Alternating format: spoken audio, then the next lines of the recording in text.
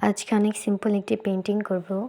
আপনারা সবাই চেষ্টা করলে অনেক সহজে এটা করে ফেলতে পারবেন। আমি শুরুতে এখানে ব্যাকগ্রাউন্ড হিসেবে কমলা কালার দিয়ে নিয়েছি। আর এখানে মাঝখানে জানালা মতো করেছি, যেখানে আমি সাদার সঙ্গে অল্প একটু নীল কালার মিশিয়ে কালারটা করে নিয়েছি। এরপর কমলা কালারের সাথে আমি একটু রেড আর ব্ল্যাক কালার মিশিয়ে একটা শেড করে নিয়েছি। আর একটা ফ্ল্যাট ব্রাশের সাহায্যে আমি ইটের শেপ দিয়ে নিয়েছি। এখানে ইটগুলো দেওয়ার পর আমি জানালার চারপাশে বর্ডার দিয়ে দিয়েছি, যেন এটা একটা জানালার মতো লাগে।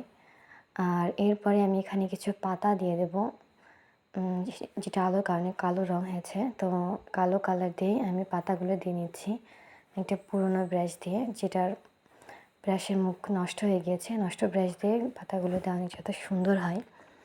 আর এখন আমি চারিপাশে গাছপাতা ফুল এঁকে নেব খুব সুন্দরভাবে ওই একই ব্রাশ দিয়ে।